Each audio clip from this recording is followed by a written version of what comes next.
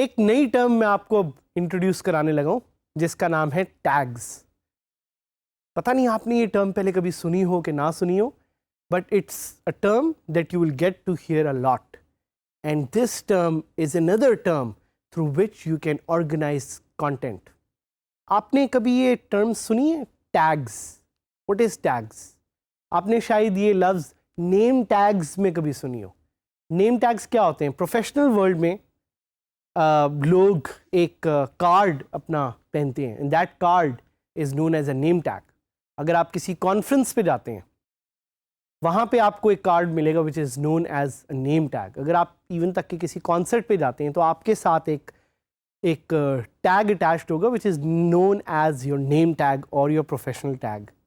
So tags are very much important because tags help us organize content just like categories but in a little different way.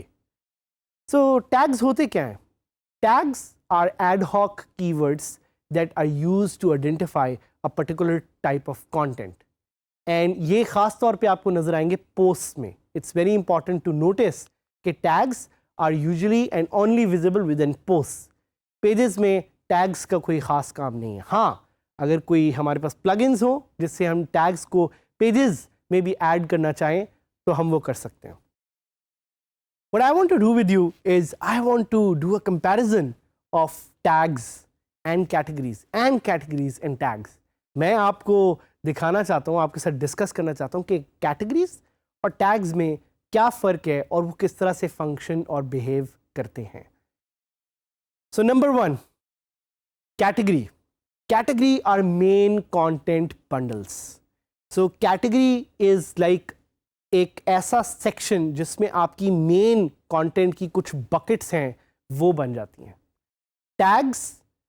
Tags are used to fine tune categories. अगर आप categories को और fine tune करना चाह रहे हैं सो उसके लिए आप जो टूल यूज़ करेंगे, जो फीचर यूज़ करेंगे, उसका नाम है टैग्स। दैट्स वाई आपने जहन में रखना है कि categories and tags go hand in hand, and it's very important for you to understand and use both. The other thing that you should know about categories is that 5 to 7 categories are almost enough. आप इससे भी ज़्यादा categories रख सकते हैं, लेकिन 20 से ज़्यादा एटलीस्ट कैटेगरीज आप अपने वर्डप्रेस की साइट पे ना रखें, आपको सजेस्टेड नहीं है। और what you should know about tags is that you can use them as many as you want. I have seen sites which have used more than 100 tags, so this is also up to you. एक और चीज़ categories के बारे में कि you should decide categories on the beginning of the website. जब आप अपनी साइट को सेटअप करते हैं उसी टाइम पे आप डिफाइन कर लें कि किस तरह का कंटेंट आपने अपनी कैटेगरीज में रखना है, और उन कैटेगरीज के नाम पहले से डिफाइन कर दें, पहले से सोच लें कि वो कौन सी कैटेगरीज हैं जिन पे आप अपना कंटेंट रखेंगे। बिल्कुल उसी तरह से मैंने आपको एग्जांपल दी कि अगर आप पाकिस्तान से रिलेटेड एक कैटेगरी बना रहे हैं, so you should define and see what are some of the sub categories that you should be making with that. But tags can be created on the fly. Tags are meant to be created on the fly. So tags की एक खासियत यही है कि you can just create them on the fly. आपको पहले से इनके बारे में सोचने की ज़रूरत नहीं है। कंटेंट बनाएं, कंटेंट के साथ साथ देखें कि आपने किस तरह के टैग्स बनाने हैं, क्यों वो टैग्स बनाने हैं, and accordingly you are able to create tags on the fly. एक और चीज़ कैटेगरीज के बारे में, categories are usually meant to be indexed. ये लफ्ज़ आप बहुत ज़्यादा सुनेंगे, इंडेक्सिंग क्या होती है? अगर आप किसी भी सर्च इंजन को अलाउ करते हैं कि वो आपकी कैटेगरीज को आके देखे और उसमें जो कंटेंट है उसको पढ़े और उसको इंडेक्स कर ले, this is what indexing is. Indexing is super crucial for SEO, search engine optimisation. You are lucky because हमारे पास DigiSkills में SEO का एक कोर्स है, आप उसको भी इनरोल कर सकते हैं, and that's where you can learn more about SEO. But tags are usually no index. तो टैग्स को यूजुअली तौर पे SEO के लिए नो इंडेक्स पे रखा जाता है ताकि टैग्स सर्च इंजन्स ना देख सकें, क्योंकि टैग्स आर अलॉट 100-200 से ज़्यादा हो सकता है आपके टैग्स हों, you would want to put them on no index. और कैटेगरीज की एक और फीचर होती है कि कैटेगरीज आपको यूजुअली तौर पे साइट्स पे टॉप पे नज़र आती हैं, मेन मेन्यू में नज़र आती हैं। The main menu can show you the main categories in which content is listed, but tags are usually not put in the main menus.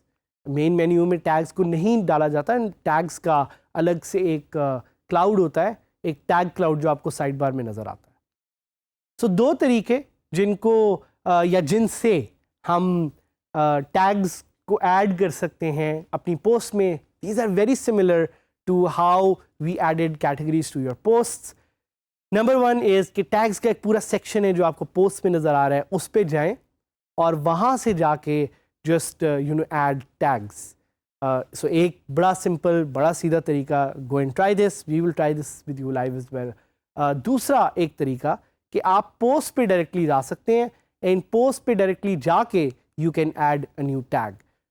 जैसे कि इट्स विजिबल टू यू कि टैग्स की एक dedicated screen है जिस पे different features हैं जो बिल्कुल कैटेगरीज की तरह हैं जो आपके पास विजिबल हैं। वहाँ पे ये आप अपना टैग एक सिंपल सा ऐड करेंगे। टैग की भी वही एट्रीब्यूट्स होंगे जो आपकी कैटेगरीज के हैं। It will have a name, एक नाम होगा टैग का, एक उसका यूआरएल होगा जिसको हम स्लग भी कहते हैं, एक उसकी डिस्क्रिप्शन होगी। एक पॉइंट ज़हन में रखिएगा, पेरेंट्स और चाइल्ड टैग्स नहीं होते। So now let's use tags to enhance the WordPress experience and see के टैग्स एग्जैक्टली करते क्या हैं और कैसे एक वर्डप्रेस की वेबसाइट को ज़्यादा ऑर्गेनाइज करते हैं। Although in the next lesson we'll be doing this in more detail, but right now I just want to give you a glimpse of tags, why they exist, how they function and what do they do. Tags के बारे में एक चीज़ याद रखिएगा before we go live कि tags are very much important for SEO, categories से भी ज़्यादा। So इसको हम थोड़ा सा डिटेल में तो डिस्कस करेंगे ही, but let's just go to our website which is DigiSkills sadhamid.000webhostapp.com और हम इसको लॉगिन करेंगे।